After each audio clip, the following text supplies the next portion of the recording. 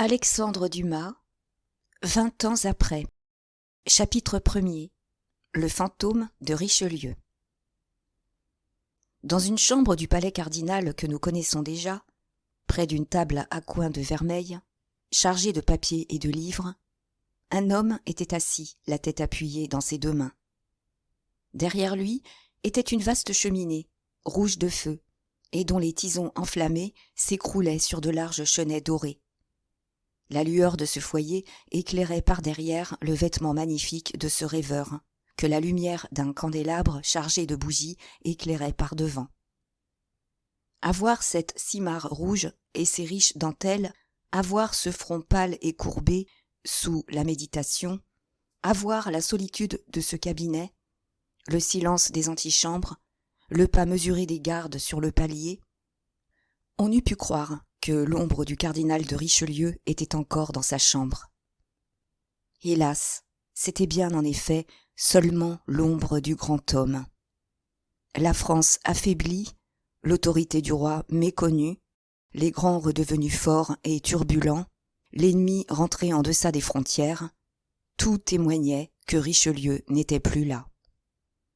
Mais ce qui montrait encore mieux que tout cela que la simarre rouge n'était point celle du vieux cardinal, c'était cet isolement qui semblait, comme nous l'avons dit, plutôt celui d'un fantôme que celui d'un vivant.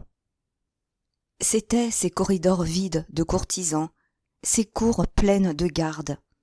C'était le sentiment railleur qui montait de la rue et qui pénétrait à travers les vitres de cette chambre ébranlée par le souffle de toute une ville liguée contre le ministre. C'était enfin des bruits lointains et sans cesse renouvelés de coups de feu, tirés heureusement sans but et sans résultat, mais seulement pour faire voir aux gardes, aux Suisses, aux mousquetaires et aux soldats qui environnaient le palais royal, car le palais cardinal lui-même avait changé de nom, que le peuple aussi avait des armes. Ce fantôme de Richelieu, c'était Mazarin.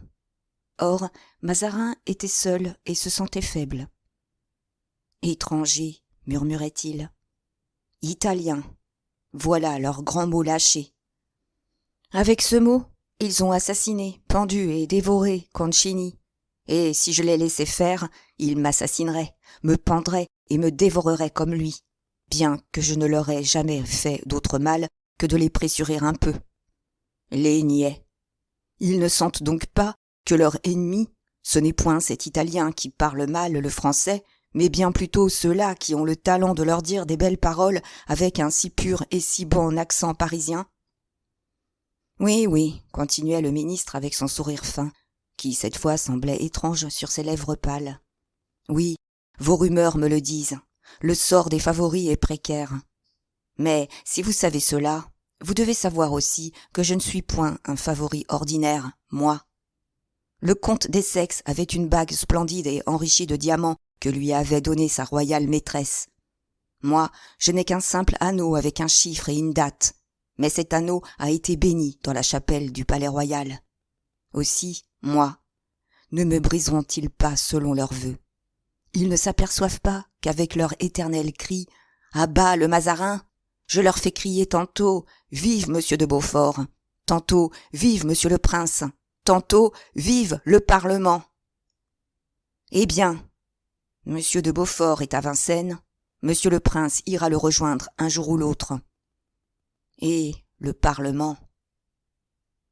Ici, le sourire du cardinal prit une expression de haine dont sa figure douce paraissait incapable. « Eh bien, le Parlement, nous verrons ce que nous en ferons du Parlement. Nous avons Orléans et Montargis. Oh, j'y mettrai le temps. Mais ceux qui ont commencé à crier « À bas le Mazarin » finiront par crier « À bas tous ces gens-là », chacun à son tour.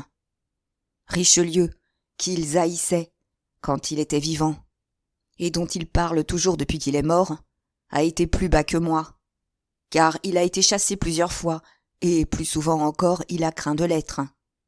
La reine ne me chassera jamais, moi, et si je suis contraint de céder au peuple, elle cédera avec moi. Si je fuis, elle fuira, et nous verrons alors ce que feront les rebelles sans leur reine et sans leur roi. Oh, si seulement je n'étais pas étranger, si seulement j'étais français, si seulement j'étais gentilhomme. Et il retomba dans sa rêverie. En effet, la position était difficile, et la journée qui venait de s'écouler l'avait compliquée encore. Mazarin, toujours éperonné par sa sordide avarice, écrasait le peuple d'impôts, et ce peuple, à qui il ne restait que l'âme, comme le disait l'avocat général Talon, et encore parce qu'on ne pouvait vendre son âme à l'encan, le peuple, à qui on essayait de faire prendre patience avec le bruit des victoires qu'on remportait, et qui trouvait que les lauriers n'étaient pas viande dont il pût se nourrir, le peuple, depuis longtemps, avait commencé à murmurer. Mais ce n'était pas tout, car lorsqu'il n'y a que le peuple qui murmure, séparée qu'elle en est par la bourgeoisie et les gentilshommes, la cour ne l'entend pas. Mais Mazarin avait eu l'imprudence de s'attaquer aux magistrats. Il avait vendu 12 brevets de maître des requêtes, et comme les officiers payaient leurs charges fort chères, et que l'adjonction de ces 12 nouveaux confrères devait en faire baisser le prix, les anciens s'étaient réunis, avaient juré sur les évangiles de ne point souffrir cette augmentation et de résister à toutes les persécutions de la cour, se promettant les uns aux autres qu'au cas où l'un d'eux, par cette rébellion, perdrait sa charge, ils se cotiseraient pour lui en rembourser le prix. Or, voici ce qui était arrivé de ces deux côtés. Le 7 de janvier, 7 à 800 marchands de Paris s'étaient assemblés et mutinés à propos d'une nouvelle taxe qu'on voulait imposer aux propriétaires de maisons. Et ils avaient député 10 d'entre eux pour parler au duc d'Orléans, qui, selon sa vieille habitude, faisait de la popularité. Le duc d'Orléans les avait reçus, et il lui avait déclaré qu'ils étaient décidés à ne point payer cette nouvelle taxe, dussent-ils se défendre à main armée contre les gens du roi qui viendraient pour l'apercevoir. Le duc d'Orléans les avait écoutés avec une grande complaisance, leur avait fait espérer quelque modération, leur avait promis d'en parler à la reine, et les avait congédiés avec le mot ordinaire des princes « on verra ». De leur côté, le 9, les maîtres des requêtes étaient venus trouver le cardinal, et l'un d'eux, qui portait la parole pour tous les autres, lui avait parlé avec tant de fermeté et de hardiesse que le cardinal en avait été tout étonné. Aussi les avait-il renvoyés en disant, comme le duc d'Orléans, que l'on verrait. Alors, pour voir, on avait assemblé le conseil et l'on avait envoyé chercher le surintendant des finances d'Emery. Ce d'Emery était fort détesté du peuple, d'abord parce qu'il était surintendant des finances, et que tout surintendant des finances doit être détesté. Ensuite, il faut le dire, parce qu'il méritait quelque peu de lettres. C'était le fils d'un banquier de Lyon, qui s'appelait Particelli, et qui, ayant changé de nom à la suite de sa banqueroute, se faisait appeler d'Emery. Le cardinal de Richelieu, qui avait reconnu en lui un grand mérite financier, l'avait présenté au roi Louis XIII sous le nom de M. d'Emery, et voulant le faire nommer intendant des finances, il lui en disait grand bien. « À merveille, avait répondu le roi, et je suis aise que vous me parliez de M. d'Emery pour cette place qui veut un honnête homme. On m'avait dit que vous poussiez ce coquin de Particelli, et j'avais peur que vous ne me forçassiez à le prendre. »« Sire, répondit le cardinal, que votre majesté se rassure, le Particelli dont elle parle a été pendu. »« Ah, tant mieux, s'écria le roi, ce n'est donc pas pour rien que l'on m'a appelé Louis le Juste. » Et il signa la nomination de M. d'Emery. C'était ce même d'Emery qui était devenu surintendant des finances. On l'avait envoyé chercher de la part du ministre, et il était accouru tout pâle et tout effaré, disant que son fils avait manqué d'être assassiné le jour même sur la place du palais. La foule l'avait rencontré et lui avait reproché le luxe de sa femme, qui avait un appartement tendu de velours rouge avec des crépines d'or. C'était la fille de Nicolas Le Camus, secrétaire en 1617, lequel était venu à Paris avec 20 livres et qui, tout en se réservant 40 000 livres de rente, venait de partager 9 millions entre ses enfants. Le fils d'Emery avait manqué d'être étouffé, un des émeutiers ayant proposé de le presser jusqu'à ce qu'il eût rendu l'or qu'il dévorait. Le conseil n'avait rien décidé ce jour-là. Le surintendant étant trop occupé de cet événement pour avoir la tête bien libre. Le lendemain, le premier président Mathieu Molé, dont le courage dans toutes ses affaires, dit le cardinal de Retz, égala celui de monsieur le duc de Beaufort et celui de monsieur le prince de Condé, c'est-à-dire des deux hommes qui passaient pour les plus braves de France, le lendemain, le premier président, disons-nous, avait été attaqué à son tour. Le peuple le menaçait de se prendre à lui des maux qu'on lui voulait faire. Mais le premier président avait répondu avec son calme habituel, sans s'émouvoir et sans s'étonner, que si les perturbateurs n'obéissaient pas aux volontés du roi, il allait faire dresser des potences dans les places pour faire pendre à l'instant même les plus mutins d'entre eux. Ce à quoi ceux-ci avaient répondu qu'ils ne demandaient pas mieux que de voir dresser des potences et qu'elles serviraient à pendre les mauvais juges qui achetaient la faveur de la cour au prix de la misère du peuple. Ce n'est pas tout. Le 11, la reine allant à la messe à Notre-Dame, ce qu'elle faisait régulièrement tous les samedis, avait été suivie par plus de 200 femmes criant et demandant justice. Elle n'avait, au reste, aucune intention mauvaise, voulant seulement se mettre à genoux devant elle pour tâcher d'émouvoir sa pitié. Mais les gardes les en empêchèrent, et la reine passa hautaine et fière sans écouter leurs clameurs.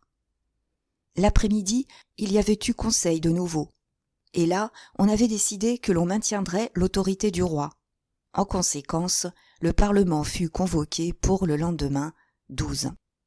Ce jour, celui pendant la soirée duquel nous ouvrons cette nouvelle histoire, le roi, alors âgé de 10 ans, et qui venait d'avoir la petite vérole, avait, sous prétexte d'aller rendre grâce à Notre-Dame de son rétablissement, mis sur pied ses gardes, ses Suisses et ses mousquetaires, et les avait échelonnés autour du Palais-Royal, sur les quais et sur le Pont-Neuf, et, après la messe entendue, il était passé au Parlement, où, sur un lit de justice improvisé, il avait non seulement maintenu ses édits passés, mais encore en avait rendu 5 ou 6 nouveaux, tous, dit le cardinal de Retz, plus ruineux les uns que les autres.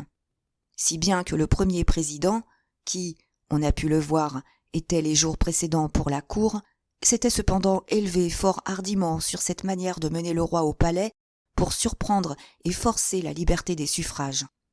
Mais ceux qui surtout s'élevèrent fortement contre les nouveaux impôts, ce furent le président Blancmesnil et le conseiller Broussel.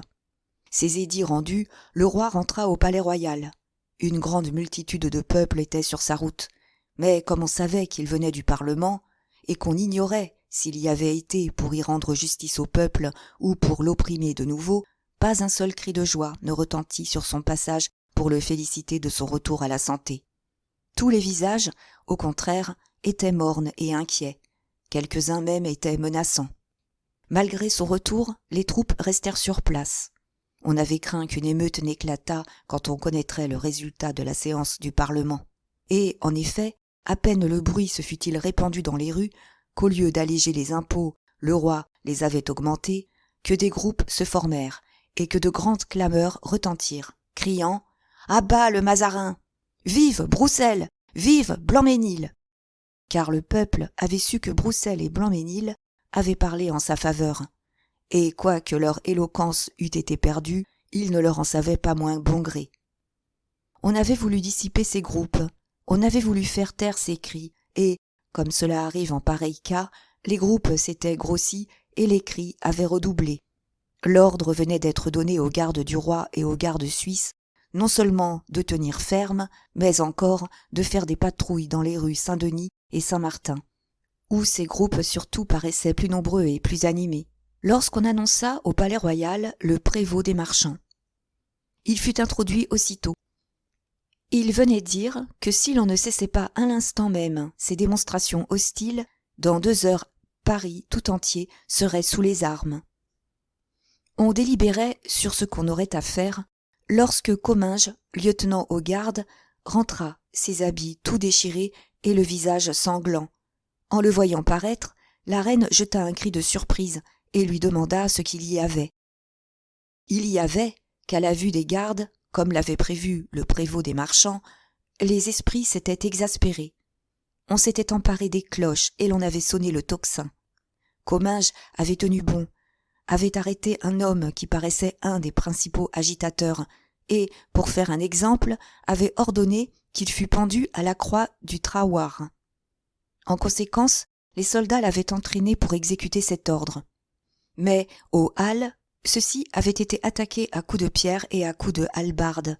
Le rebelle avait profité de ce moment pour s'échapper, avait gagné la rue des Lombards et s'était jeté dans une maison dont on avait aussitôt enfoncé les portes.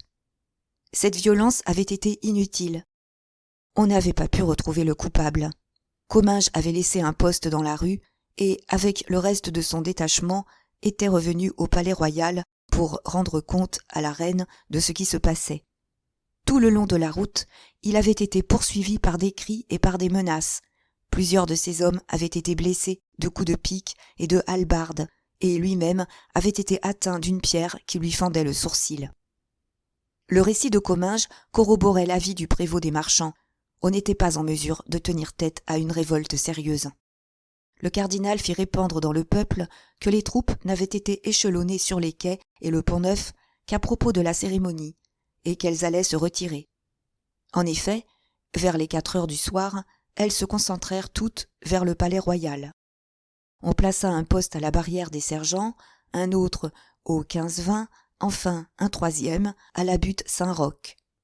On emplit les cours et les rez-de-chaussée de Suisses et de mousquetaires, et l'on attendit. Voilà donc où en étaient les choses lorsque nous avons introduit nos lecteurs dans le cabinet du cardinal Mazarin, qui avait été autrefois celui du cardinal de Richelieu.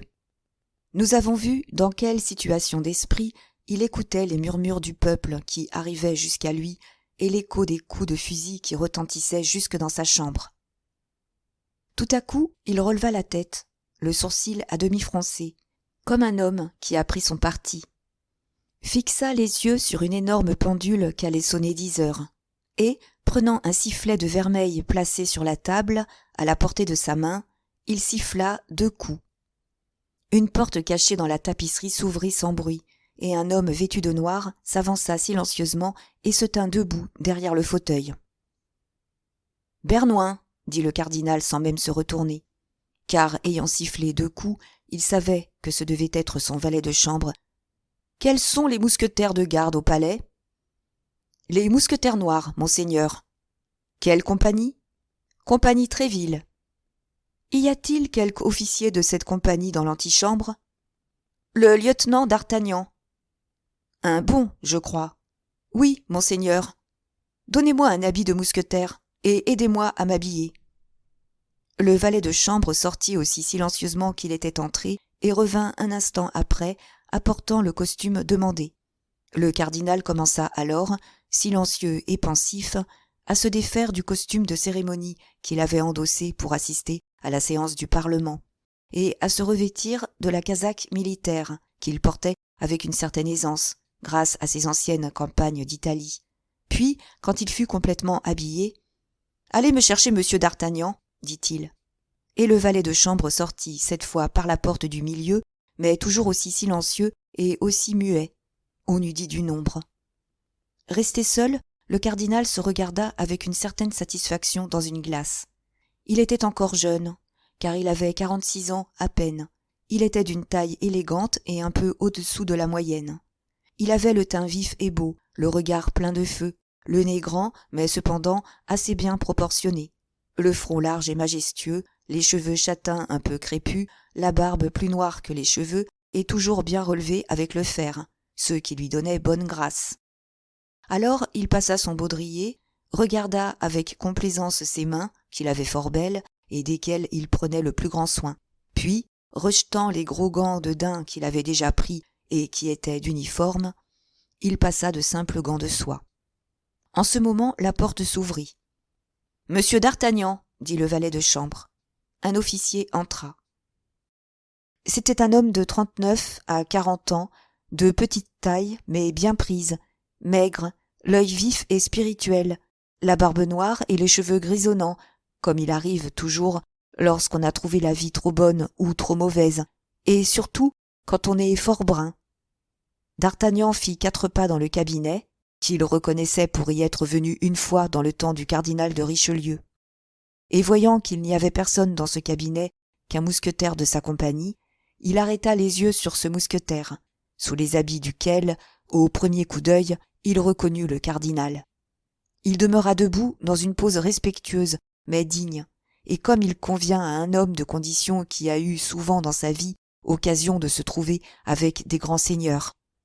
Le cardinal fixa sur lui son œil plus fin que profond, l'examina avec attention, puis, après quelques secondes de silence, « C'est vous qui êtes monsieur d'Artagnan » dit-il. « Moi-même, monseigneur » dit l'officier. Le cardinal regarda un moment encore cette tête si intelligente et ce visage dont l'excessive mobilité avait été enchaînée par les ans et l'expérience. Mais d'Artagnan soutint l'examen en homme qui avait été regardé autrefois par des yeux bien autrement perçants que ceux dont il soutenait à cette heure l'investigation. « Monsieur, dit le cardinal, vous allez venir avec moi, ou plutôt, je vais aller avec vous. »« À vos ordres, monseigneur, répondit d'Artagnan. »« Je voudrais visiter moi-même les postes qui entourent le palais royal. Croyez-vous qu'il y ait quelque danger ?»« Du danger, monseigneur ?» demanda d'Artagnan d'un air étonné. « Et lequel ?»« On dit le peuple tout à fait mutiné.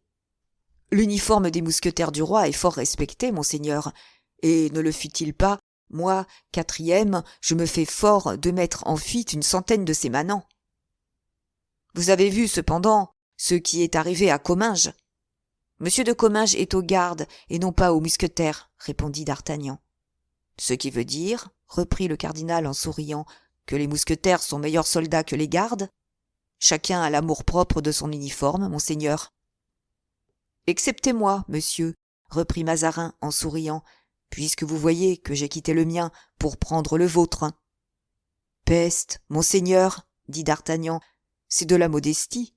Quant à moi, je déclare que, si j'avais celui de votre éminence, je m'en contenterais et m'engagerais au besoin à n'en porter jamais d'autre.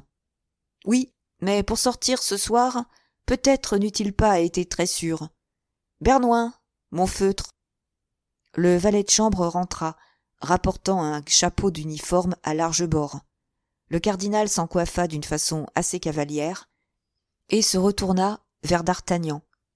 « Vous avez les chevaux tous scellés dans les écuries, n'est-ce pas ?»« Oui, monseigneur. »« Eh bien, partons. Combien monseigneur veut-il d'hommes ? Vous avez dit qu'avec 4 hommes, vous vous chargeriez de mettre en fuite 100 manants. Comme nous pourrions en rencontrer 200, prenez-en 8. Quand monseigneur voudra. »« Je vous suis, ou plutôt, reprit le cardinal. Non, par ici.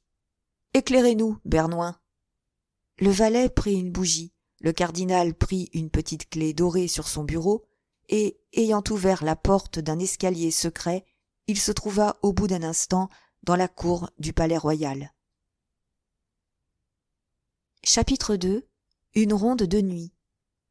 10 minutes après, la petite troupe sortait par la rue des Bons-Enfants, derrière la salle de spectacle qu'avait bâtie le cardinal de Richelieu pour y faire jouer Mirame, et dans laquelle le cardinal Mazarin, plus amateur de musique que de littérature, venait de faire jouer les premiers opéras qui aient été représentés en France.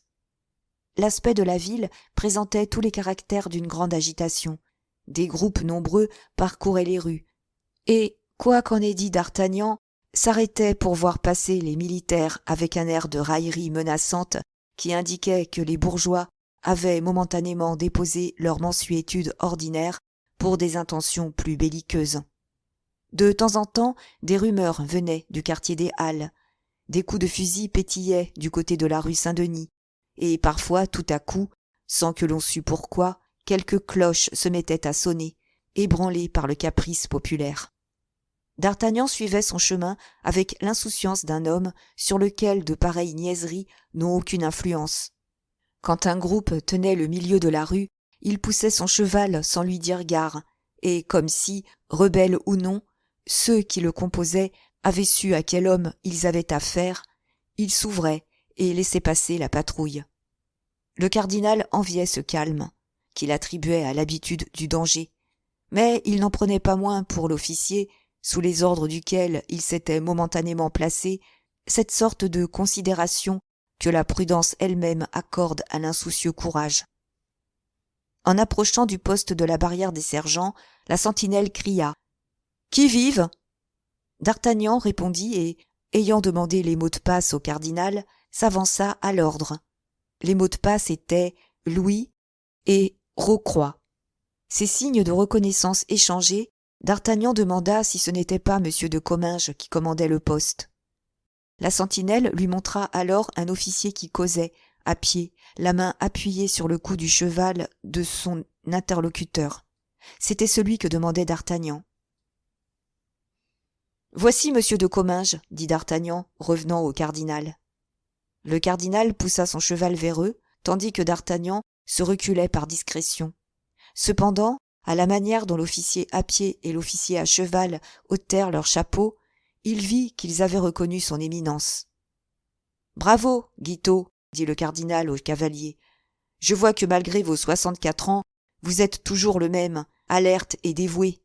Que dites-vous à ce jeune homme ?»« Monseigneur, répondit Guitaut, je lui disais que nous vivions à une singulière époque, et que la journée d'aujourd'hui ressemblait fort à l'une de ces journées de la Ligue, dont j'ai tant entendu parler dans mon jeune temps. Savez-vous qu'il n'était question de rien moins, dans les rues Saint-Denis et Saint-Martin, que de faire des barricades ? Et que vous répondait Comminges, mon cher Guitaut ? Monseigneur, dit Comminges, je répondais que, pour faire une ligue, il ne leur manquait qu'une chose qui me paraissait assez essentielle, c'était un duc de Guise. D'ailleurs, on ne fait pas 2 fois la même chose. Non, mais ils feront une fronde, comme ils disent, reprit Guitaut. Qu'est-ce que cela, une fronde ? Demanda Mazarin. Monseigneur, c'est le nom qu'ils donnent à leur parti. Et d'où vient ce nom ? Il paraît qu'il y a quelques jours, le conseiller Bachaumont a dit au palais que tous les faiseurs d'émeutes ressemblaient aux écoliers qui frondent dans les fossés de Paris et qui se dispersent quand ils aperçoivent le lieutenant civil pour se réunir de nouveau lorsqu'il est passé. Alors, ils ont ramassé le mot au bon, comme on fait les gueux à Bruxelles. Ils se sont appelés frondeurs. Aujourd'hui et hier, tout était à la fronde, les pains, les chapeaux, les gants, les manchons, les éventails. Et tenez, écoutez. En ce moment, en effet, une fenêtre s'ouvrit. Un homme se mit à cette fenêtre et commença de chanter. Un vent de fronde s'est levé ce matin. Je crois qu'il gronde contre le Mazarin. Un vent de fronde s'est levé ce matin. L'insolent, murmura Guitaut. Monseigneur, dit Comminges, que sa blessure avait mis de mauvaise humeur et qui ne demandait qu'à prendre une revanche et à rendre plaie pour bosse. Voulez-vous que j'envoie à ce drôle-là une balle pour lui apprendre à ne pas chanter si faux une autre fois ? Et il mit la main aux fontes du cheval de son oncle. Non pas, s'écria Mazarin. Diavolo, mon cher ami, vous allez tout gâter. Les choses vont à merveille, au contraire. Je connais vos Français, comme si je les avais faits depuis le premier jusqu'au dernier. Ils chantent, ils payeront. Pendant la Ligue, dont parlait Guitaut tout à l'heure, on ne chantait que la messe. Aussi, tout allait fort mal. Viens, Guitaut, viens, et allons voir si l'on fait aussi bonne garde au 15-20 qu'à la barrière des sergents. Et, saluant Comminges de la main, il rejoignit d'Artagnan, qui reprit la tête de sa petite troupe, suivi immédiatement par Guitaut et le cardinal, lesquels étaient suivis à leur tour du reste de l'escorte. « C'est juste, murmura Comminges en le regardant s'éloigner. J'oubliais que, pourvu qu'on paye, c'est tout ce qu'il lui faut, à lui. » On reprit la rue Saint-Honoré en déplaçant toujours des groupes. Dans ces groupes, on ne parlait que des édits du jour.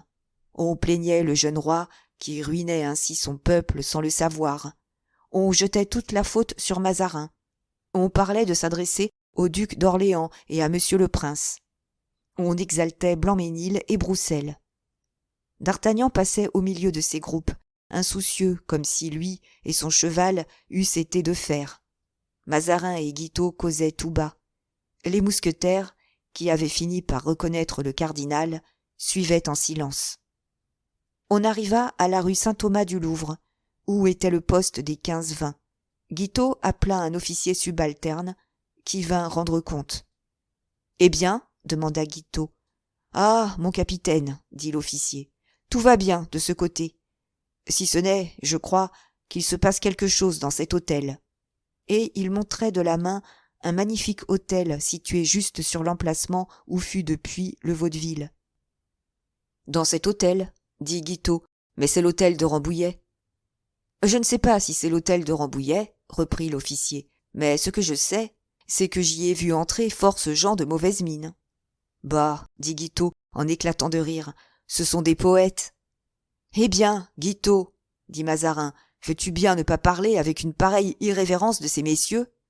Tu ne sais pas que j'ai été poète aussi, dans ma jeunesse, et que je faisais des vers dans le genre de ceux de monsieur de Benzérade? »« Vous, monseigneur? »« Oui, moi. Veux-tu que je t'en dise? »« Cela m'est égal, monseigneur. »« Je n'entends pas l'italien. »« Oui, mais tu entends le français, n'est-ce pas, mon bon et brave Guiteau ?» reprit Mazarin en lui posant amicalement la main sur l'épaule. « Et quelque ordre qu'on te donne dans cette langue, tu l'exécuteras. Sans doute, monseigneur, comme je l'ai déjà fait, pourvu qu'il me vienne de la reine. »« Ah oui, dit Mazarin, en se pinçant les lèvres, je sais que tu lui es entièrement dévoué. Je suis capitaine de ses gardes depuis plus de 20 ans. »« En route, monsieur d'Artagnan, reprit le cardinal. Tout va bien de ce côté. » D'Artagnan reprit la tête de la colonne sans souffler un mot et avec cette obéissance passive qui fait le caractère du vieux soldat. Il s'achemina vers la butte Saint-Roch, où était le 3e poste, en passant par la rue Richelieu et la rue Villédot. C'était le plus isolé, car il touchait presque aux remparts, et la ville était peu peuplée de ce côté-là. « Qui commande ce poste ? » demanda le cardinal. « Villequier, répondit Guiteau. « Diable, fit Mazarin, parlez-lui seul. Vous savez que nous sommes en brouille depuis que vous avez eu la charge d'arrêter monsieur le duc de Beaufort. Il prétendait que c'était à lui, comme capitaine des gardes du roi, que revenait cet honneur. Je le sais bien, et je lui ai dit 100 fois qu'il avait tort. Le roi ne pouvait lui donner cet ordre, puisqu'à cette époque-là, le roi avait à peine 4 ans. Oui, mais je pouvais le lui donner, moi, Guiteau, et j'ai préféré que ce fût vous. » Guiteau, sans répondre, poussa son cheval en avant, et, s'étant fait reconnaître à la sentinelle, fit appeler M. de Villequier. Celui-ci sortit. « Ah, c'est vous, Guiteau, dit-il, de ce ton de mauvaise humeur qui lui était habituel. « Que diable venez-vous faire ici ? » « Je viens vous demander s'il y a quelque chose de nouveau de ce côté. »« Que voulez-vous qu'il y ait ? On crie « Vive le roi !» et « À bas le Mazarin !» Ce n'est pas du nouveau, cela. Il y a déjà quelque temps que nous sommes habitués à ces cris-là. « Et vous faites chorus ? » répondit en riant Guiteau. « Ma foi, j'en ai quelquefois grande envie. Je trouve qu'ils ont bien raison, Guiteau. Je donnerais volontiers 5 ans de ma paye, qu'on ne me paye pas, pour que le roi eût 50 plus. » « Vraiment ? Et qu'arriverait-il si le roi avait 50 plus ? Il arriverait qu'à l'instant où le roi serait majeur, le roi donnerait ses ordres lui-même, et qu'il y a plus de plaisir à obéir au petit-fils de Henri IV qu'au fils de Pietro Mazarini. Pour le roi, mort diable ! Je me ferais tuer avec plaisir. Mais si j'étais tué pour le Mazarin, comme votre neveu a manqué de l'être aujourd'hui, il n'y a point de paradis, si bien placé que j'y fusse, qui m'en consolât jamais. »« Bien, bien, monsieur de Villequier, dit Mazarin. Soyez tranquille, je rendrai compte de votre dévouement au roi. » Puis, se retournant vers l'escorte. « Allons, messieurs, continua-t-il. Tout va bien, rentrons. »« Tiens, dit Villequier, le Mazarin était là. Tant mieux. Il y avait longtemps que j'avais envie de lui dire en face ce que j'en pensais. Vous m'en avez fourni l'occasion, Guiteau, et quoique votre intention ne soit peut-être pas des meilleures pour moi, je vous remercie. » Et tournant sur ses talons, il rentra au corps de garde en sifflant un air de fronde. Cependant, Mazarin revenait tout pensif. Ce qu'il avait successivement entendu de Comminges, de Guiteau et de Villequier le confirmait dans cette pensée qu'en cas d'événement grave, il n'aurait personne pour lui que la reine. Et encore, la reine avait si souvent abandonné ses amis que son appui paraissait parfois au ministre, malgré les précautions qu'il avait prises, bien incertain et bien précaire. Pendant tout le temps que cette course nocturne avait duré, c'est-à-dire pendant 1 heure à peu près, le cardinal avait, tout en étudiant tour à tour Comminges, Guitaut et Villequier, examiné un homme. Cet homme, qui était resté impassible devant la menace populaire, et dont la figure n'avait pas plus sourcillé aux plaisanteries qu'avaient faites Mazarin qu'à celles dont il avait été l'objet, cet homme lui semblait un être à part et trempé pour des événements dans le genre de ceux dans lesquels on se trouvait, surtout de ceux dans lesquels on allait se trouver. D'ailleurs, ce nom de d'Artagnan ne lui était pas tout à fait inconnu, et quoique lui, Mazarin, ne fût venu en France que vers 1634 ou 1635, c'est-à-dire 7 ou 8 ans après les événements que nous avons racontés dans une précédente histoire, il semblait au cardinal qu'il avait entendu prononcer ce nom comme celui d'un homme qui, dans une circonstance qui n'était plus présente à son esprit, s'était fait remarquer comme un modèle de courage, d'adresse et de dévouement. Cette idée s'était tellement emparée de son esprit qu'il résolut de l'éclaircir sans retard. Mais ces renseignements qu'il désirait sur d'Artagnan, ce n'était point à d'Artagnan lui-même qu'il fallait les demander. Aux quelques mots qu'avait prononcés le lieutenant des mousquetaires, le cardinal avait reconnu l'origine gasconne. Et Italiens et Gascons se connaissent trop bien et se ressemblent trop pour s'en rapporter les uns aux autres de ce qu'ils peuvent dire d'eux-mêmes. Aussi, en arrivant au mur dont le jardin du Palais-Royal était enclos, le cardinal frappa-t-il à une petite porte située à peu près où s'élève aujourd'hui le café de Foix, et, après avoir remercié d'Artagnan et l'avoir invité à l'attendre dans la cour du Palais-Royal, fit-il signe à Guitaut de le suivre. Tous deux descendirent de cheval, remirent la bride de leur monture au laquais qui avait ouvert la porte, et disparurent dans le jardin. « Mon cher Guitaut, dit le cardinal en s'appuyant sur le bras du vieux capitaine des gardes, vous me disiez tout à l'heure qu'il y avait tantôt 20 ans que vous étiez au service de la reine. Oui, c'est la vérité, répondit Guitaut. Or, mon cher Guitaut, continua le cardinal, j'ai remarqué qu'outre votre courage, qui est hors de contestation, et votre fidélité, qui est à toute épreuve, vous aviez une admirable mémoire.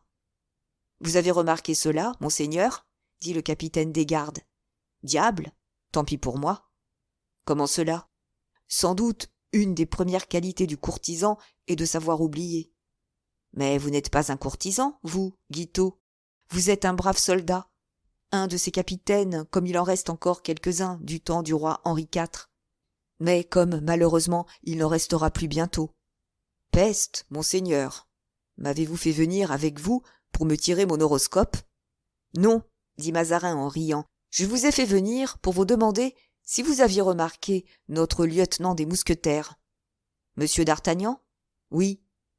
Je n'ai pas eu besoin de le remarquer, monseigneur. Il y a longtemps que je le connais. Quel homme est-ce, alors? Eh mais, dit Guitaut, surpris de la demande, c'est un Gascon. Oui, je sais cela. Mais je voulais vous demander si c'était un homme en qui l'on pût avoir confiance. Monsieur de Tréville le tient en grande estime, et monsieur de Tréville, vous le savez, est des grands amis de la reine. Je désirais savoir si c'était un homme qui eût fait ses preuves. Si c'est comme brave soldat que vous l'entendez, je crois pouvoir vous répondre que oui. Au siège de La Rochelle, au pas de Suse, à Perpignan, j'ai entendu dire qu'il avait fait plus que son devoir. Mais, vous le savez, Guitaut, nous autres pauvres ministres, nous avons souvent besoin encore d'autres hommes que d'hommes braves. Nous avons besoin de gens adroits. Monsieur d'Artagnan ne s'est-il pas trouvé mêlé, du temps du cardinal, dans quelque intrigue dont le bruit public voudrait qu'il se fût tiré fort habilement? Monseigneur, sous ce rapport, dit Guitaut, qui vit bien que le cardinal voulait le faire parler, je suis forcé de dire à votre éminence que je ne sais que ce que le bruit public a pu lui apprendre à elle-même. Je ne me suis jamais mêlé d'intrigue pour mon compte, et si j'ai parfois reçu quelques confidences à propos des intrigues des autres, comme le secret ne m'appartient pas, monseigneur trouvera bon que je le garde à ceux qui me l'ont confié. Mazarin secoua la tête. « Ah, dit-il, il y a, sur ma parole, des ministres bien heureux, et qui savent tout ce qu'ils veulent savoir. »« Monseigneur, reprit Guitaut, c'est que ceux-là ne pèsent pas tous les hommes dans la même balance, et qu'ils savent s'adresser aux gens de guerre pour la guerre, et aux intrigants pour l'intrigue. Adressez-vous à quelque intrigant de l'époque dont vous parlez, et vous en tirerez ce que vous voudrez en payant, bien entendu. »« Et par Dieu, reprit Mazarin, en faisant une certaine grimace qui lui échappait toujours lorsqu'on touchait avec lui la question d'argent dans le sens que venait de le faire Guitaut. « On payera, s'il n'y a pas moyen de faire autrement. » Est-ce sérieusement que monseigneur me demande de lui indiquer un homme qui ait été mêlé dans toutes les cabales de cette époque ? Père Bacot, reprit Mazarin, qui commençait à s'impatienter, il y a une heure que je ne vous demande pas autre chose. Tête de fer que vous êtes. Il y en a un dont je vous réponds sous ce rapport. S'il veut parler, toutefois. Cela me regarde. Ah, monseigneur, ce n'est pas toujours chose facile que de faire dire aux gens ce qu'ils ne veulent pas dire. Bah, avec de la patience, on y arrive. Eh bien, cet homme c'est le comte de Rochefort. Le comte de Rochefort ? Malheureusement, il a disparu depuis tantôt 4 ou 5 ans, et je ne sais ce qu'il est devenu. Je le sais, moi, Guitaut, dit Mazarin. Alors, de quoi se plaignait donc tout à l'heure votre éminence de ne rien savoir ? Eh, dit Mazarin, vous croyez que Rochefort... C'était l'âme damnée du cardinal, monseigneur. Mais, je vous en préviens, cela vous coûtera cher. Le cardinal était prodigue avec ses créatures. Oui, oui, Guitaut, dit Mazarin, c'était un grand homme, mais il avait ce défaut-là. Merci, Guitaut, je ferai mon profit de votre conseil, et cela ce soir même. Et comme en ce moment les deux interlocuteurs étaient arrivés à la cour du Palais-Royal, le cardinal salua Guitaut d'un signe de la main, et apercevant un officier qui se promenait de long en large, il s'approcha de lui.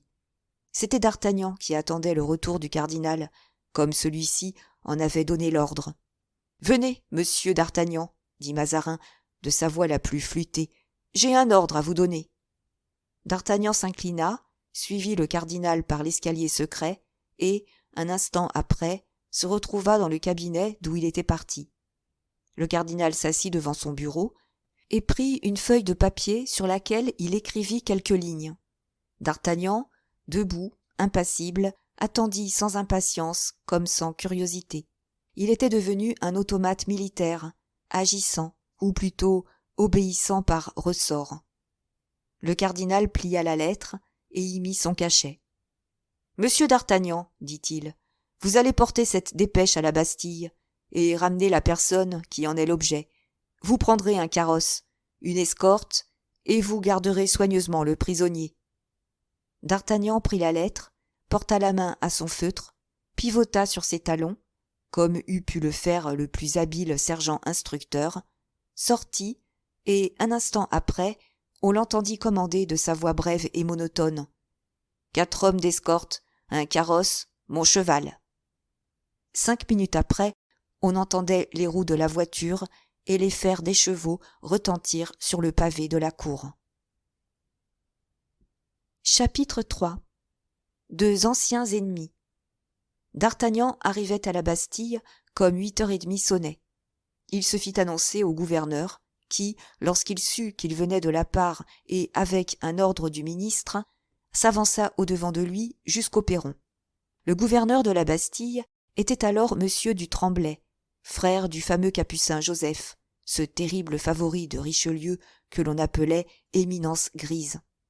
Lorsque le maréchal de Bassompierre était à la Bastille, où il resta 12 ans bien comptés, et que ses compagnons, dans leur rêve de liberté, se disaient les uns aux autres « Moi, je sortirai à telle époque, et moi, dans tel temps », Bassompierre répondait « Et moi, messieurs, je sortirai quand monsieur du Tremblay sortira », ce qui voulait dire qu'à la mort du cardinal, monsieur du Tremblay ne pouvait manquer de perdre sa place à la Bastille, et Bassompierre de reprendre la sienne à la cour.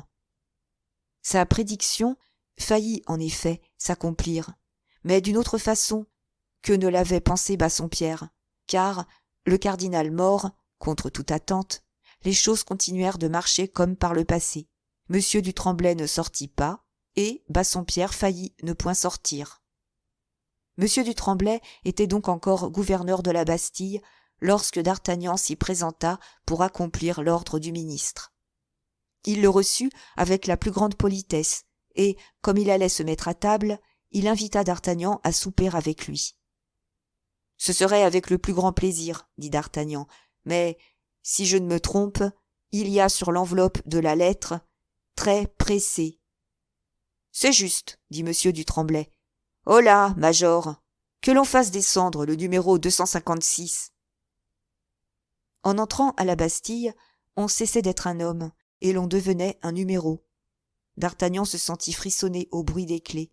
Aussi resta-t-il à cheval sans en vouloir descendre, regardant les barreaux, les fenêtres renforcées, les murs énormes qu'il n'avait jamais vus que de l'autre côté des fossés, et qui lui avaient fait si grand peur il y avait quelque 20 années. Un coup de cloche retentit. « Je vous quitte, lui dit M. du Tremblay. On m'appelle pour signer la sortie du prisonnier. Au revoir, monsieur d'Artagnan. »« Que le diable m'extermine si je te rends ton souhait, murmura d'Artagnan, en accompagnant son imprécation du plus gracieux sourire. Rien que de demeurer 5 minutes dans la cour, j'en suis malade. Allons, allons. Je vois que j'aime encore mieux mourir sur la paille, ce qui m'arrivera probablement, que d'amasser 10 000 livres de rente à être gouverneur de la Bastille. » Il achevait à peine ce monologue que le prisonnier parut. En le voyant, d'Artagnan fit un mouvement de surprise qu'il réprima aussitôt. Le prisonnier monta dans le carrosse sans paraître avoir reconnu d'Artagnan. « Messieurs, dit d'Artagnan aux 4 mousquetaires, on m'a recommandé la plus grande surveillance pour le prisonnier. Or, comme le carrosse n'a pas de serrure à ses portières, je vais monter près de lui. Monsieur de Lillebonne, ayez l'obligeance de mener mon cheval en bride. »« Volontiers, mon lieutenant, » répondit celui auquel il s'était adressé. D'Artagnan mit pied à terre, il donna la bride de son cheval au mousquetaire, monta dans le carrosse, se plaça près du prisonnier, et, d'une voix dans laquelle il était impossible de distinguer la moindre émotion, « Au Palais-Royal et au trot, dit-il. » Aussitôt, la voiture partit, et d'Artagnan, profitant de l'obscurité qui régnait sous la voûte que l'on traversait, se jeta au cou du prisonnier. « Rochefort !» s'écria-t-il. « Vous ! C'est bien vous ! Je ne me trompe pas !»« D'Artagnan !» s'écria à son tour Rochefort étonné. « Ah, mon pauvre ami !» continua d'Artagnan. « Ne vous ayant pas revu depuis 4 ou 5 ans, je vous ai cru mort. »« Ma foi, dit Rochefort, il n'y a pas grande différence, je crois, entre un mort et un enterré. Or, je suis enterré, ou peu s'en faut.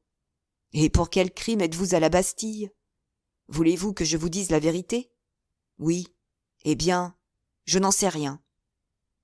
De la défiance avec moi, Rochefort? Non, foi de gentilhomme, car il est impossible que j'y sois pour la cause que l'on m'impute. Quelle cause? Comme voleur de nuit. Vous, voleur de nuit? Rochefort, vous riez. Je comprends, ceci demande explication, n'est-ce pas? Je l'avoue. Eh bien, voilà ce qui est arrivé. Un soir, après une orgie chez Reynard, aux Tuileries, avec le duc d'Harcourt, Fontrailles, de Rieux et autres, le duc d'Harcourt proposa d'aller tirer des manteaux sur le Pont-Neuf. C'est, vous le savez, un divertissement qu'avait mis fort à la mode monsieur le duc d'Orléans. Étiez-vous fou, Rochefort, à votre âge? Non, j'étais ivre. Et cependant, comme l'amusement me semblait médiocre, je proposais au chevalier de Rieux d'être spectateur au lieu d'être acteur, et, pour voir la scène des premières loges, de monter sur le cheval de bronze. Aussitôt dit, aussitôt fait. Grâce aux éperons, qui nous servirent d'étriers, en un instant nous fûmes perchés sur la croupe. Nous étions à merveille, et nous voyions à ravir. Déjà 4 ou 5 manteaux avaient été enlevés avec une dextérité sans égale, et sans que ceux à qui on les avait enlevés osassent dire un mot, quand je ne sais quel imbécile, moins endurant que les autres, s'avise de crier à la garde !» et nous attire une patrouille d'archers. Le duc d'Harcourt, Fontrailles et les autres se sauvent. De Rieux veut en faire autant. Je le retiens en lui disant qu'on ne viendra pas nous dénicher où nous sommes. Il ne m'écoute pas, met le pied sur l'éperon pour descendre. L'éperon casse, il tombe, se rompt une jambe. Et, au lieu de se taire, se met à crier comme un pendu. Je veux sauter à mon tour, mais il était trop tard. Je saute dans les bras des archers qui me conduisent au Châtelet, où je m'endors sur les 2 oreilles, bien certain que le lendemain je sortirai de là. Le lendemain se passe, le surlendemain se passe, 8 jours se passent. J'écris au cardinal. Le même jour, on vient me chercher, et l'on me conduit à la Bastille. Il y a 5 ans que j'y suis. Croyez-vous que ce soit pour avoir commis le sacrilège de monter en croupe derrière Henri IV ? Non, vous avez raison. Mon cher Rochefort, ce ne peut pas être pour cela, mais vous allez savoir probablement pourquoi. Ah oui, car j'ai, moi, oublié de vous demander cela. Où me menez-vous ? Au cardinal. Que me veut-il ? Je n'en sais rien, puisque j'ignorais même que c'était vous que j'allais chercher. Impossible. Vous, un favori ? Un favori, moi ? S'écria d'Artagnan. Ah, mon pauvre comte, je suis plus cadet de Gascogne que lorsque je vous vis à Meung, vous savez, il y a tantôt 22 ans, hélas. Et un gros soupir acheva sa phrase. Cependant, vous venez avec un commandement. Parce que je me trouvais là, par hasard, dans l'antichambre, et que le cardinal s'est adressé à moi comme il se serait adressé à un autre. Mais je suis toujours lieutenant aux mousquetaires, et il y a, si je compte bien, à peu près 21 ans que je le suis. Enfin, il ne vous est pas arrivé malheur, c'est beaucoup. Et quel malheur vouliez-vous qu'il m'arrivât ? Comme dit je ne sais quel vers latin que j'ai oublié, ou plutôt que je n'ai jamais bien su, la foudre ne frappe pas les vallées. Et je suis une vallée, mon cher Rochefort, et des plus basses qui soient. Alors, le Mazarin est toujours Mazarin. Plus que jamais, mon cher, on le dit marié avec la reine. Marié ? S'il n'est pas son mari, il est à coup sûr son amant. Résister à un Buckingham et céder à un Mazarin. Voilà les femmes, reprit philosophiquement d'Artagnan. Les femmes, bon. Mais les reines. Oh, mon Dieu, sous ce rapport, les reines sont 2 fois femmes. Et M. de Beaufort est-il toujours en prison ? Toujours. Pourquoi ? Ah, c'est que, comme il me voulait du bien, il aurait pu me tirer d'affaire. Vous êtes probablement plus près d'être libre que lui. Ainsi, c'est vous qui l'en tirerez. Alors, la guerre ? On va la voir. Avec l'Espagnol ? Non, avec Paris. Que voulez-vous dire ? Entendez-vous ces coups de fusil ? Oui, eh bien, ce sont les bourgeois qui pelotent, en attendant la partie. Est-ce que vous croyez qu'on pourrait faire quelque chose des bourgeois ? Mais oui, ils promettent, et s'ils avaient un chef qui fit de tous les groupes un rassemblement, c'est malheureux de ne pas être libre. Eh, mon Dieu, ne vous désespérez pas, si Mazarin vous fait chercher, c'est qu'il a besoin de vous, et s'il a besoin de vous, eh bien, je vous en fais mon compliment. Il y a bien des années que personne n'a plus besoin de moi. Aussi, vous voyez où j'en suis. Plaignez-vous donc, je vous le conseille. Écoutez, Rochefort, un traité, lequel ? Vous savez que nous sommes bons amis. Pardieu, j'en porte les marques de notre amitié, 3 coups d'épée. Eh bien, si vous redevenez en faveur, ne m'oubliez pas. Foi de Rochefort, mais à charge de revanche. C'est dit. Voilà ma main. Ainsi, à la première occasion que vous trouvez de parler de moi, j'en parle, et vous ? Moi de même. À propos, et vos amis, faut-il parler d'eux aussi ? Quels amis ? Athos, Porthos et Aramis, les avez-vous donc oubliés ? À peu près. Que sont-ils devenus ? Je n'en sais rien. Vraiment ? Ah, mon Dieu, oui, nous nous sommes quittés, comme vous savez. Ils vivent, voilà tout ce que je peux dire. J'en apprends de temps en temps des nouvelles indirectes, Mais dans quel lieu du monde ils sont, le diable m'emporte si j'en sais quelque chose. Non, d'honneur. Je n'ai plus que vous, d'amis, Rochefort. Et l'illustre? Comment appelez-vous donc ce garçon que j'ai fait sergent au régiment de Piémont? Planchet? Oui, c'est cela. Et l'illustre Planchet, qu'est-il devenu? Mais il a épousé une boutique de confiseur dans la rue des Lombards. C'est un garçon qui a toujours fort aimé les douceurs, de sorte qu'il est bourgeois de Paris et que, selon toute probabilité, il fait de l'émeute en ce moment. Vous verrez que ce drôle sera échevin avant que je sois capitaine. Allons, mon cher d'Artagnan, un peu de courage. C'est quand on est au plus bas de la roue que la roue tourne et vous élève. Dès ce soir, votre sort va peut-être changer. Amen, dit d'Artagnan en arrêtant le carrosse. Que faites-vous? demanda Rochefort.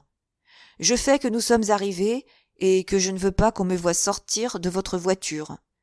Nous ne nous connaissons pas. Vous avez raison. Adieu. Au revoir. Rappelez-vous votre promesse. Et d'Artagnan remonta à cheval et reprit la tête de l'escorte. 5 minutes après, on entrait dans la cour du Palais-Royal. D'Artagnan conduisit le prisonnier par le grand escalier et lui fit traverser l'antichambre et le corridor. Arrivé à la porte du cabinet de Mazarin, il s'apprêtait à se faire annoncer quand Rochefort lui mit la main sur l'épaule. « D'Artagnan, dit Rochefort en souriant, voulez-vous que je vous avoue une chose à laquelle j'ai pensé tout le long de la route, en voyant les groupes de bourgeois que nous traversions et qui vous regardaient, vous et vos 4 hommes avec des yeux flamboyants? Dites, répondit d'Artagnan, c'est que je n'avais qu'à crier à l'aide pour vous faire mettre en pièces, vous et votre escorte, et qu'alors j'étais libre. Pourquoi ne l'avez-vous pas fait? Dit d'Artagnan. Allons donc, reprit Rochefort, l'amitié jurée. Ah, si c'eût été un autre que vous qui m'eût conduit, je ne dis pas. D'Artagnan inclina la tête. Est-ce que Rochefort serait-il devenu meilleur que moi? Se dit-il. Et il se fit annoncer chez le ministre. Faites entrer, monsieur de Rochefort, dit la voix impatiente de Mazarin, aussitôt qu'il eut entendu prononcer ces 2 noms, et priez monsieur d'Artagnan d'attendre. Je n'en ai pas encore fini avec lui. Ces paroles rendirent d'Artagnan tout joyeux. Comme il l'avait dit, il y avait longtemps que personne n'avait eu besoin de lui, et cette insistance de Mazarin à son égard lui paraissait d'un heureux présage. Quant à Rochefort, elle ne lui produisit pas d'autre effet que de le mettre parfaitement sur ses gardes. Il entra dans le cabinet et trouva Mazarin assis à sa table avec son costume ordinaire, c'est-à-dire en monsignore, ce qui était à peu près l'habit des abbés du temps, excepté qu'il portait les bas et le manteau violet. Les portes se refermèrent. Rochefort regarda Mazarin du coin de l'œil, et il surprit un regard du ministre qui croisait le sien. Le ministre était toujours le même, bien peigné, bien frisé, bien parfumé, et, grâce à sa coquetterie, ne paraissait pas même son âge. Quant à Rochefort, c'était autre chose. Les 5 années qu'il avait passées en prison avaient fort vieilli ce digne ami de M. de Richelieu. Ses cheveux noirs étaient devenus tout blancs, et les couleurs bronzées de son teint avaient fait place à une entière pâleur qui semblait de l'épuisement. En l'apercevant, Mazarin secoua imperceptiblement la tête d'un air qui voulait dire « Voilà un homme qui ne me paraît plus bon à grand-chose ». Après un silence qui fut assez long en réalité, mais qui parut un siècle à Rochefort, Mazarin tira d'une liasse de papier une lettre toute ouverte, et la montrant au gentilhomme. « J'ai trouvé là une lettre où vous réclamez votre liberté, monsieur de Rochefort. »« Vous êtes donc en prison ?» Rochefort tressaillit à cette demande. « Mais, dit-il, il me semblait que votre éminence le savait mieux que personne. »« Moi ? Pas du tout. Il y a encore à la Bastille une foule de prisonniers qui y sont du temps de monsieur de Richelieu, et dont je ne sais pas même les noms. Oh, mais moi, c'est autre chose, monseigneur. Et vous saviez le mien, puisque c'est sur un ordre de votre éminence que j'ai été transporté du Châtelet à la Bastille. »« Vous croyez ? J'en suis sûr. »« Oui, je crois me souvenir. En effet. N'avez-vous pas, dans le temps, refuser de faire pour la reine un voyage à Bruxelles. Ah, ah, dit Rochefort, voilà donc la véritable cause. Je la cherche depuis 5 ans. Niais que je suis, je ne l'avais pas trouvée. Mais je ne vous dis pas que ce soit la cause de votre arrestation. Entendons-nous. Je vous fais cette question, voilà tout. N'avez-vous pas refusé d'aller à Bruxelles pour le service de la reine, tandis que vous aviez consenti à y aller pour le service du feu cardinal? C'est justement parce que j'y avais été pour le service du feu cardinal que je ne pouvais y retourner pour celui de la reine. J'avais été à Bruxelles dans une circonstance terrible. C'était lors de la conspiration de Chalais. J'y avais été pour surprendre la correspondance de Chalais avec l'archiduc, et déjà à cette époque, lorsque je fus reconnu, je faillis y être mis en pièces. Comment vouliez-vous que j'y retournasse? Je perdais la reine au lieu de la servir. Eh bien, vous comprenez, voici comment les meilleures intentions sont mal interprétées, mon cher monsieur de Rochefort. La reine n'a vu, dans votre refus, qu'un refus pur et simple. Elle avait eu fort à se plaindre de vous sous le feu cardinal, Sa Majesté la reine. Rochefort sourit avec mépris. C'était justement parce que j'avais bien servi monsieur le cardinal de Richelieu contre la reine que, lui mort, vous deviez comprendre, monseigneur, que je vous servirais bien contre tout le monde. Moi, monsieur de Rochefort, dit Mazarin, moi, je ne suis pas comme monsieur de Richelieu, qui visait à la toute-puissance. Je suis un simple ministre qui n'a pas besoin de serviteurs, étant celui de la reine. Or, Sa Majesté est très susceptible.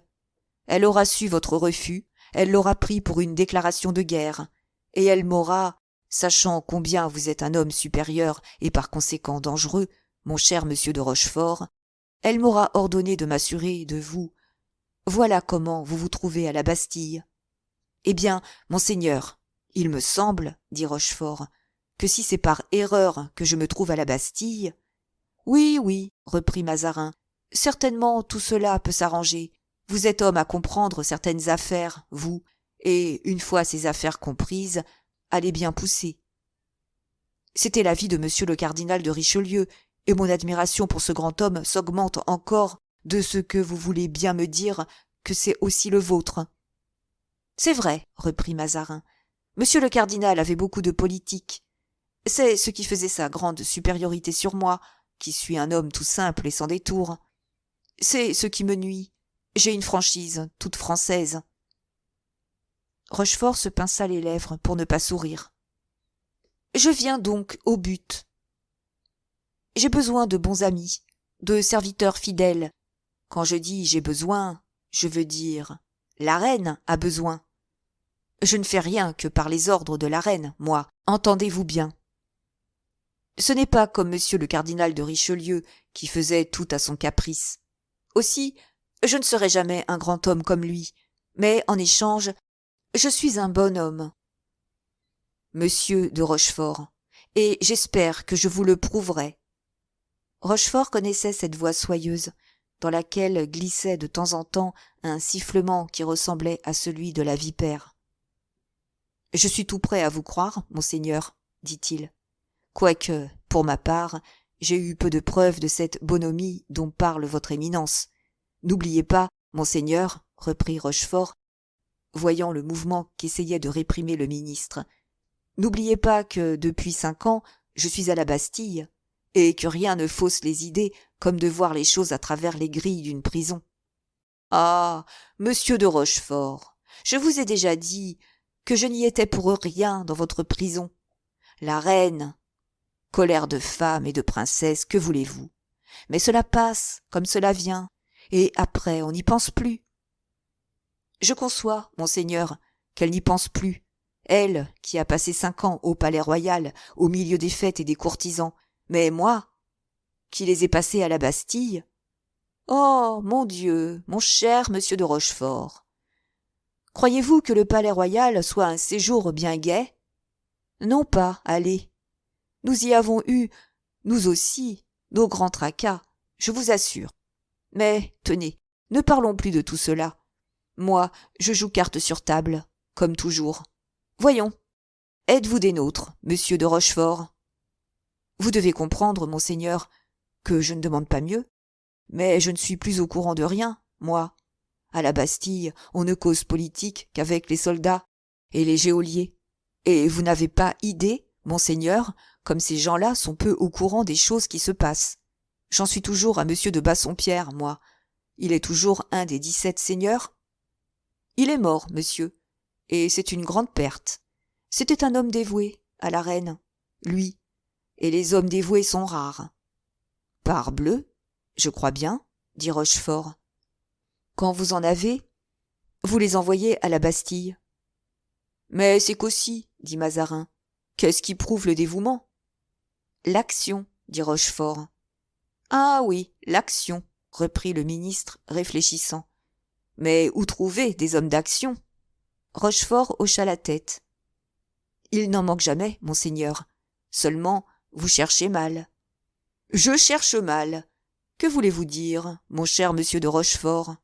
Voyons, instruisez-moi. Vous avez dû beaucoup apprendre dans l'intimité de feu, monseigneur le cardinal. Ah, c'était un si grand homme. Monseigneur se fâchera-t-il si je lui fais de la morale? Moi? Jamais. Vous le savez bien, on peut tout me dire. Je cherche à me faire aimer, et non à me faire craindre. Eh bien, monseigneur, il y a dans mon cachot un proverbe écrit sur la muraille, avec la pointe d'un clou. Et quel est ce proverbe? Demanda Mazarin. Le voici, monseigneur.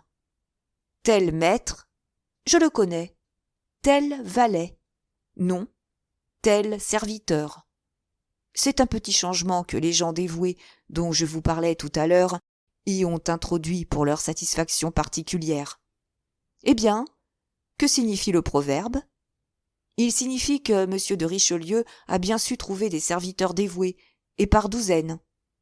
Lui, le point de mire de tous les poignards, lui qui a passé sa vie à parer tous les coups qu'on lui portait. Mais il les a parés, enfin, et pourtant ils étaient rudement portés. C'est que, s'il avait de bons ennemis, il avait aussi de bons amis. Mais voilà tout ce que je demande. J'ai connu des gens, continua Rochefort, qui pensa que le moment était venu de tenir parole à d'Artagnan. J'ai connu des gens qui, par leur adresse, ont 100 fois mis en défaut la pénétration du cardinal. Par leur bravoure, battu ses gardes et ses espions.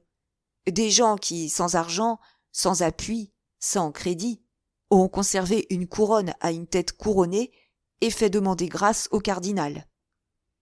Mais ces gens dont vous parlez, dit Mazarin en souriant en lui-même de ce que Rochefort arrivait où il voulait le conduire, ces gens-là n'étaient pas dévoués au cardinal, puisqu'ils luttaient contre lui. Non, car ils eussent été mieux récompensés, mais ils avaient le malheur d'être dévoués à cette même reine pour laquelle, tout à l'heure, vous demandiez des serviteurs. Mais comment pouvez-vous savoir toutes ces choses?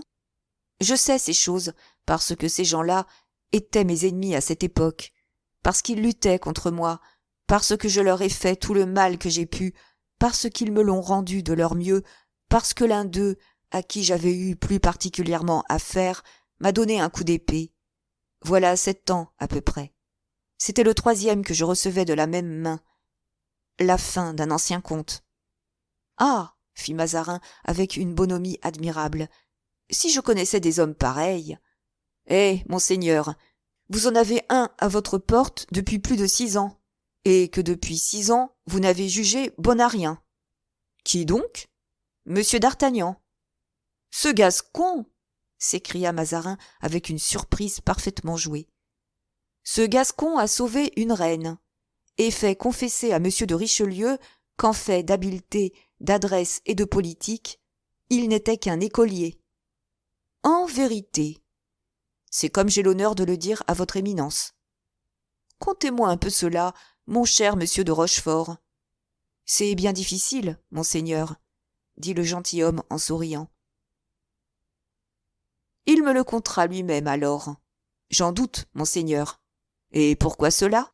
Parce que le secret ne lui appartient pas, parce que, comme je vous l'ai dit, ce secret est celui d'une grande reine.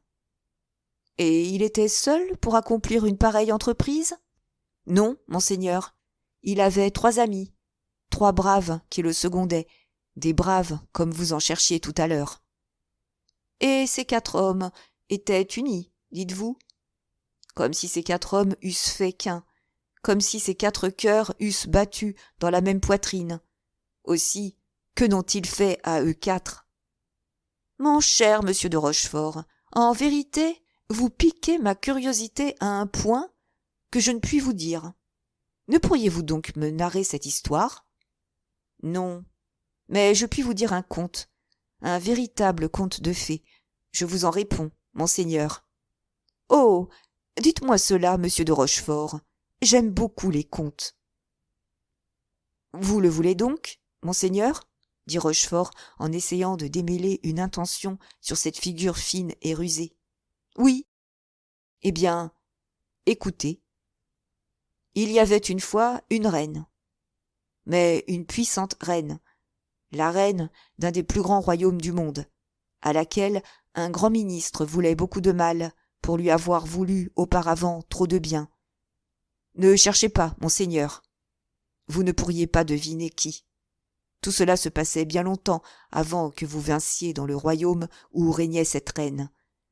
Or, il vint à la cour un ambassadeur si brave, si riche et si élégant, que toutes les femmes en devinrent folles, et que la reine elle-même, en souvenir sans doute de la façon dont il avait traité les affaires d'État, eut l'imprudence de lui donner certaines parures si remarquables qu'elles ne pouvaient être remplacées. Comme cette parure venait du roi, le ministre engagea celui-ci à exiger de la princesse que cette parure figurât dans sa toilette au prochain bal. Il est inutile de vous dire, monseigneur, que le ministre savait de science certaine que la parure avait suivi l'ambassadeur, lequel ambassadeur était fort loin, de l'autre côté des mers. La grande reine était perdue. Perdue comme la dernière de ses sujettes, car elle tombait du haut de sa grandeur. Vraiment? Fit Mazarin. Eh bien, monseigneur, 4 hommes résolurent de la sauver. Ces 4 hommes, ce n'étaient pas des princes, ce n'étaient pas des ducs, ce n'étaient pas des hommes puissants, ce n'étaient même pas des hommes riches. C'étaient 4 soldats ayant grand cœur, bons bras, franche épée. Ils partirent. Le ministre savait leur départ et avait aposté des gens sur la route pour les empêcher d'arriver à leur but. 3 furent mis hors de combat par de nombreux assaillants, mais un seul arriva au port, tua ou blessa ceux qui voulaient l'arrêter, franchit la mer et rapporta la parure à la grande reine, qui put l'attacher sur son épaule au jour désigné, ce qui manqua de faire damner le ministre. Que dites-vous de ce trait-là, monseigneur? C'est magnifique, dit Mazarin, rêveur. Eh bien, j'en sais 10 pareils. Mazarin ne parlait plus. Il songeait. 5 ou 6 minutes s'écoulèrent. Vous n'avez plus rien à me demander, monseigneur, dit Rochefort. Si, fait. Et M. d'Artagnan était un de ces 4 hommes, dites-vous? C'est lui qui a mené toute l'entreprise. Et les autres? Quels étaient-ils? Monseigneur, permettez que je laisse à M. d'Artagnan le soin de vous les nommer. C'étaient ses amis et non les miens. Lui seul aurait quelque influence sur eux, et je ne les connais même pas sous leur véritable nom. Vous vous défiez de moi, monsieur de Rochefort. Eh bien, je veux être franc jusqu'au bout. J'ai besoin de vous, de lui, de tous. Commençons par moi, monseigneur, puisque vous m'avez envoyé chercher, et que me voilà. Puis, vous passerez à eux. Vous ne vous étonnerez pas de ma curiosité.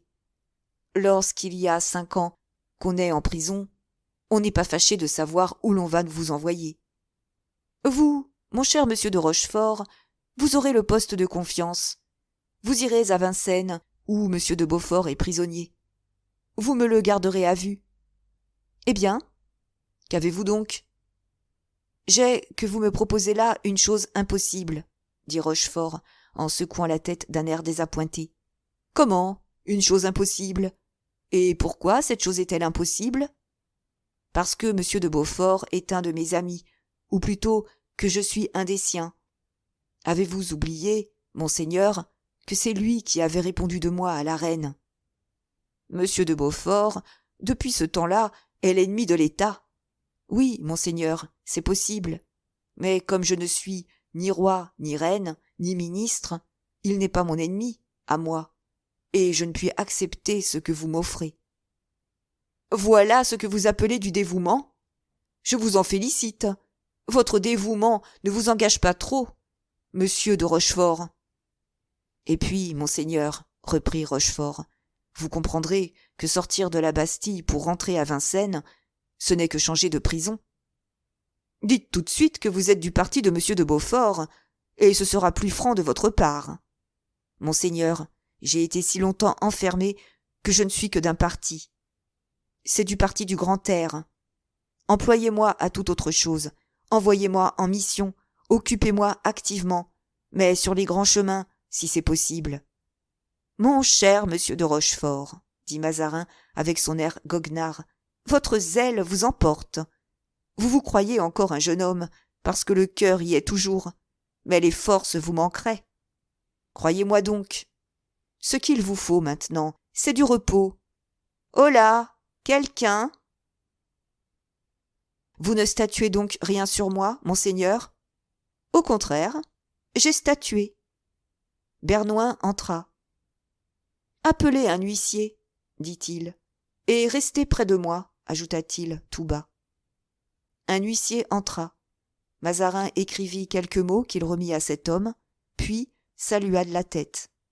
Adieu, monsieur de Rochefort, dit-il.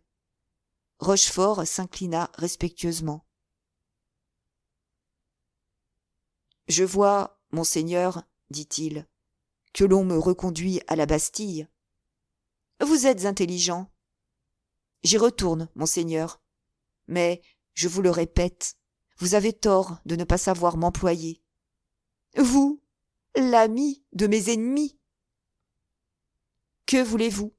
Il me fallait faire l'ennemi de vos ennemis. Croyez-vous qu'il n'y ait que vous seul, monsieur de Rochefort? Croyez-moi, j'en trouverai qui vous vaudront bien.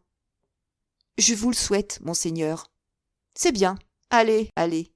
À propos, c'est inutile que vous m'écriviez davantage, monsieur de Rochefort. Vos lettres seraient des lettres perdues. J'ai tiré les marrons du feu, murmura Rochefort en se retirant. Et si d'Artagnan n'est pas content de moi quand je lui raconterai tout à l'heure l'éloge que j'ai fait de lui, il sera difficile. Mais où diable me mène-t-on? En effet, on conduisait Rochefort par le petit escalier, au lieu de le faire passer par l'antichambre où attendait d'Artagnan. Dans la cour, il trouva son carrosse et ses 4 hommes d'escorte, mais il chercha vainement son ami. « Ah !» se dit en lui-même Rochefort, « voilà qui change terriblement la chose. Et s'il y a toujours un aussi grand nombre de populaires dans les rues, eh bien, nous tâcherons de prouver aux Mazarins que nous sommes encore bons à autre chose. Dieu merci, qu'à garder un prisonnier. » Et il sauta dans le carrosse aussi légèrement que s'il n'eût eu que 25 ans.